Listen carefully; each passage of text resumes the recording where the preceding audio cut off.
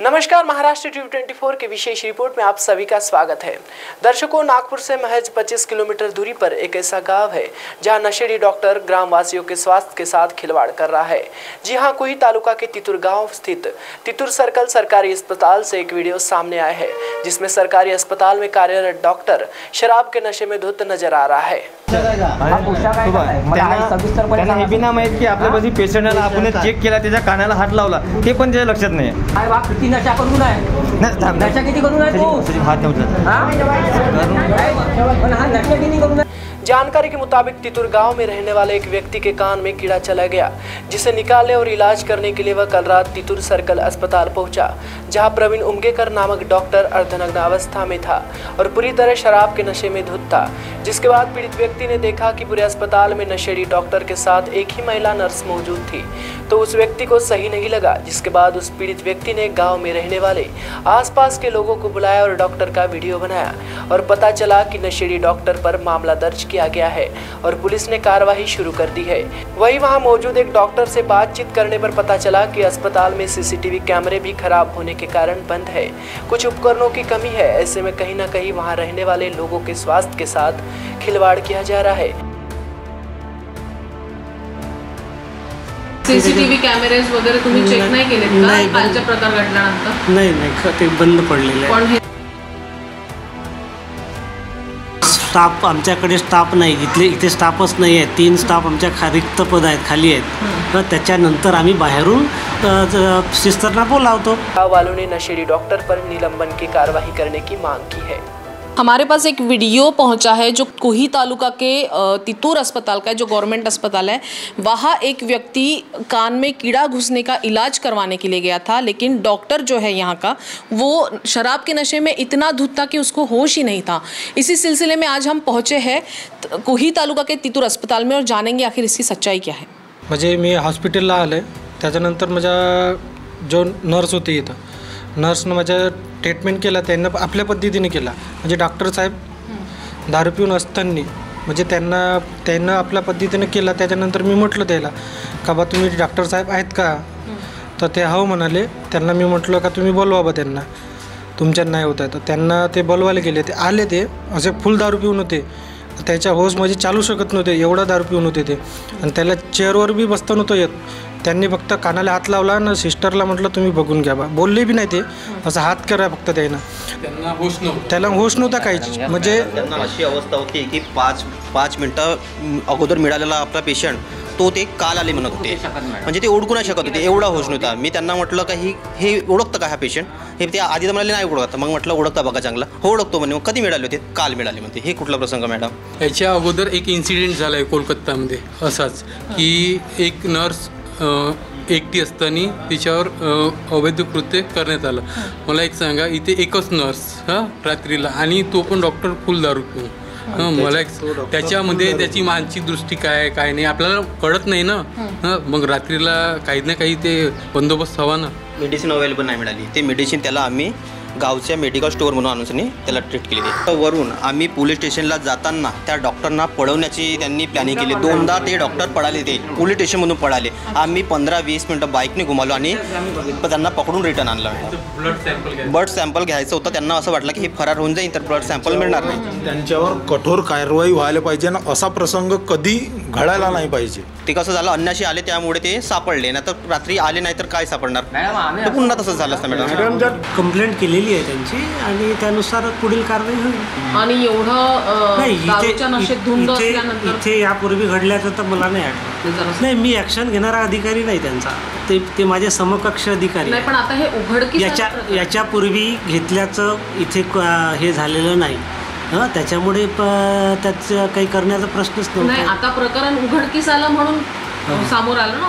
मग याआधी पण त्या फक्त आता 1.25 महिना झाला इथे आले आहेत। अच्छा, तर मग 1.25 महिन्यात 1.25 महिन्यात केली असेल ते तर मी नाही सांगू शकत, मला काही माहिती। सीसीटीव्ही कॅमेरेज वगैरे तुम्ही चेक नाही केलेत का कालच्या प्रकार घडल्यानंतर? नाही ते बंद पडलेले आहे। पण हे तर करायला सीसीटीव्ही कॅमेरेज बंद पडलेले आहेत। हॉस्पिटलचे किती सीसीटीव्ही कॅमेरेज कामाचे? नाही, मला नाही वाटत। म्हणजे आपण इथे डॉक्टर म्हणून कार्यरत आहात आणि आपल्याला इथे माहिती आहे की इथे सीसीटीव्ही कॅमेरेज बंद पडलेले आहेत, असे पण तुमच्यासोबत डॉक्टर्स आहेत की ते दारूच्या नशेत असतात, तरीही यावर तुम्ही काही मॅडम केलेलं ते नाही? आता 1-1.5 महिनाच झाली इथे आलेले आहे. सर घटना व्हायला 1 दिवस लागते. नाही ते बरोबर आहे, पण ते 1-1.5 महिन्यात झालेले आहेत आणि ती आता वरच्या लेवलचं काम आहे CCTVचं.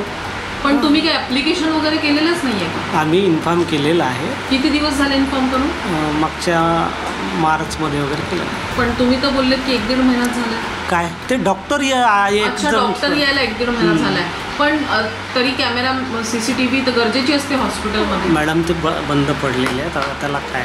म्हणजे आपण डॉक्टर आहात आणि आपल्याला या गोष्टींची काळजी घ्यायला पाहिजे. आम्हाला काळजी आहे असं नाही, काळजी नसल्याशिवाय असं थोडी. मग तरी एवढं गैरवर्तन इथे हॉस्पिटलमध्ये सुरू आहे. रात्री एकच स्टाफमध्ये एकच फिमेल नर्स असते आणि असं डॉक्टर जर दारू पिऊन असेल तर त्यावर तुमचं काहीही हे नाही आहे का? म्हणजे स्टाफ तुम्ही इथे एक्स्ट्रा का नाही ठेवत? आणि रात्री नर्सची शिफ्टिंग असल्यापेक्षा बघा, पहिल्यांदा स्टाफ पोझिशन नसतो.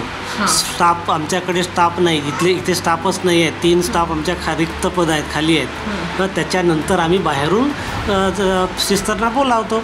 त्या ड्युटीवर असतात, डॉक्टर असतात, चपराशी असतात. ग्रामस्थांचा आरोप आहे की तुम्ही इथं त्यांना पळविण्याचा पण प्रयत्न केला त्या डॉक्टरला आम्ही ठाण्यामधनं. नाही तर यावर काय म्हणतात? नाही आम्ही बिलकुल नाही केलं. आम्ही पोलीस स्टेशनमध्ये होतो, तक्रार दाखल करत होतो. आम्ही असं काही केलेलं नाही. आता तक्रार दाखल झाल्यानंतर तुमच्या थ्रू मेडिकल प्रबंधना थ्रू त्यांच्यावर काय कारवाई? कारण पोलीस कारवाई तर करतीलच. तर ते तर आता वरिष्ठ अधिकारी करतील, खोबराकडे वैद्यकीय अधिकारी. सरपंच साहिबा आता सध्या उपस्थित नाहीये, पण उपसरपंचच्या पदावर तुम्ही आहात. तर त्या उपसरपंचाच्या नात्याने तुम्ही काय केलेलं आहे हॉस्पिटलसाठी? तुमचं काय स्टेप आहे? काल हॉस्पिटलमध्ये गेलो मॅडम. त्यानंतर माझ्या मित्रावरती असं त्यांनी डॉक्टरच्या ट्रीटमेंटमध्ये त्यांनी काही उपचार वगैरे केले नाही. आणि डॉक्टर साहेब ते जे मेन डॉक्टर आहेत, सिस्टरनी उपचार केले त्यांच्या पद्धतीने. पण जे मेन डॉक्टर आहेत त्यांनी ते दारूच्या नशेमध्ये असल्या कारणाने त्यांनी त्या पेशंटला चेकअपसुद्धा केलेलं नाही आणि हातसुद्धा लावलेला नाही. त्यानंतर मला मग फोन आला, मी तिथे गेलो. मी पंचायत समितीच्या सदस्यांना बोलवलं तिथे. मग ते आले, त्यानंतर त्यांनी आवाज दिला, पण त्यानंतर पण डॉक्टर साहेब उठले नाही. मग मी कुंदाताई राऊत सभापती मॅडमला मी फोन केला आणि मग त्यांना कंप्लेंट केली. त्यांना कंप्लेंट केल्यानंतर त्यांनी मग मोठे वरिष्ठ अधिकारी तिथे BSCला पाठवले. BSCला पाठवल्यानंतर मग त्यांनी TOC वगैरे आले. TOC आल्यानंतर मग त्यांना त्या डॉक्टरला बोलवलं तिथे BSCला. मग तो आला. त्या अशा अवस्थेमध्ये आला मॅडम, तो पूर्ण नशेधुंद होता तो व्यक्ती, तो डॉक्टर जे आहे. पडलं की एकच स्त्री नर्स म्हणून एकच स्त्री कार्यरत आहे. आणि आता सध्या परिस्थिती बाहेरची खूप खराब आहे. आणि रिसेंटली ऐकलं असेल. हो. त्यानंतर पण ग्रामीणच्या गव्हर्नमेंट हॉस्पिटल्समध्ये असे प्रकार घडतात आहे. गंभीर परिस्थिती आहे ना मॅडम. आणि आता तिथे आपण बघितलं PSCला जाऊ, तिथे कॅमेरेसुद्धा बंद आहे मॅडम. म्हणजे 3 महिन्यापासून कॅमेरे तिथचे बंद आहे म्हणाले. तर PSCला ग्रामपंचायतीचं का पुढे आपल्याला कोणत्या पद्धतीने त्यांच्या ग्रामपंचायतला आपल्याला माहितीच नाही मॅडम का PSCला कॅमेरे वगैरे. म्हणजे आज आपल्याला परिस्थितीमध्ये आपण जेव्हा ओपन करायला गेलो तेव्हा आपल्याला माहीत पडलं. या प्रकारानंतर आता ग्रामपंचायतीचं काय पुढचं पाऊल राहणार? आपण आता त्यांच्याकडे पूर्ण लक्ष देऊ मॅडम, सर्व पद्धतीने. मग कुंदाताई मॅडमनी, राऊत मॅडमनी आपल्याला पूर्ण टीम पाठवली तिथे. टीम पाठवल्यानंतर मग आम्ही त्यांना रिक्वेस्ट केली का या डॉक्टरला इथे बोलवा. मग त्या परिस्थितीमध्ये ते डॉक्टर आल्यानंतर मोठे डीन साहेबांनी त्यांना मग कंप्लेंट वगैरे करून त्यांना आम्ही रिक्वेस्ट केली त्यांना की याच्यावरती कोणत्या पद्धतीने तुम्ही चेकअप करा, हा नशेधुंद असल्या कारणाने. ते म्हणाले आम्हाला नाही करता येणार. तर मग ते आम्हाला कुई पोलीस स्टेशनला कंप्लेंट घेऊन गेले तिथे. मग तिथे त्यांनी त्या पद्धतीने मग त्यांच्यावरती कारवाई केली. पोलीस पाटीलच्या पदस्थी आहात आपण. हा प्रकार घडल्यानंतर काय? सर नंतर मला माहीत पडलं. मग मी गेलो. भरपूर लोक होतात, कारण की लेडीज होत्या. मग मी फोन केला ठाणेदार साहेबाला. ठाणेदार साहेब पहिलं येऊन गेले. त्याच्यानंतर मी गेलो. नंतर त्याला कॉल केला, डॉक्टरला विचारला, तुम्ही म्हणलं इथं ट्रीटमेंट काय त्या आरोपीची. त्या आरोपीला म्हटले इथं काय करता येत नाही म्हणे, आपल्याला कुईला घेऊन जावं लागते म्हणे. मग ठाणेदार साहेबाला मी फोन केला. ठाणेदार साहेब म्हटलं असे म्हणतात हे डॉक्टर साहेब. तर म्हणे तुम्ही त्याकडे द्या म्हणे फोन. मग ते बोलले डॉक्टर साहेब. त्याच्यानंतर कुईला नेल्यानंतर मेडिकल झाली त्याची. मेडिकल झाल्यानंतर त्याच्या गुन्हा दाखल झाला. त्याच्यावर कारवाई त्याच्यावर सस्पेंड झाला पाहिजे सर मेन. त्याच्या उच्च जेवढी कारवाई होती तेवढे केली पाहिजे शासनाने. तो हमने यहाँ पहुंचकर पीड़ित व्यक्ति के साथ कुछ लोगों की भी राय जानी है और उन्होंने यहाँ पर जो घटना घटी है उसकी संक्षिप्त जानकारी हमें साझा की है। साथ ही हमने यहाँ के डॉक्टर से भी जानकारियाँ ली है और यहाँ तक इस अस्पताल में CCTV फुटेज भी बंद है, एम्बुलेंस की भी कमी है, काफ़ी उपकरणों की भी कमी है, लेकिन इसके बावजूद भी कोई कार्रवाई या कदम नहीं उठाया जा रहा है। अब देखा जाएगा कि शराबी डॉक्टर पर क्या कार्रवाई की जाती है। हमने उम्मीद करते हैं कि ऐसे डॉक्टरों पर निलंबन की कार्रवाई हो ताकि आगे चल के ऐसा कोई प्रकार सामने ना आए। कैमरा पर्सन प्रवीण के साथ मैं अमृता, महाराष्ट्र टीवी 24 के लिए नमस्कार। आयुष्यात प्रगती तेव्हाच होते जेव्हा अंगभूत गुणांना योग्य संधी मिळते। ग्रामीण महिलांना आत्मसन्मानाने जगता यावे, त्यांची जीवनोन्नती व्हावी म्हणून केंद्र आणि राज्य सरकार एकत्र कार्यरत आहे। गरीब महिलांच्या आयुष्यात समृद्धी यावी म्हणून उपजीविकेचे विविध स्रोत निर्माण केले जात आहेत। त्यांना स्वयंसहायता गट ते महिला किसान सशक्तीकरण परियोजनेचा लाभ मिळतोय। महिला बचत गटातील उत्पादनांच्या विक्रीसाठी महालक्ष्मी सरस माध्यमातून हक्काची बाजारपेठ मिळवून दिलेली आहे। शेतकरी महिलांचे उत्पन्न वाढावे यासाठी 400 शेतकरी कंपन्या स्थापन केलेल्या आहेत। आज ग्रामीण भागातील लाखो महिलांच्या जगण्याचा दर्जा उंचावतो आहे। महाराष्ट्र राज्य ग्रामीण जीवनोन्नती अभियान, निर्धार ग्रामीण विकासाचा, महाराष्ट्राच्या उन्नतीचा। ग्रामविकास व पंचायत राज विभाग, महाराष्ट्र शासन।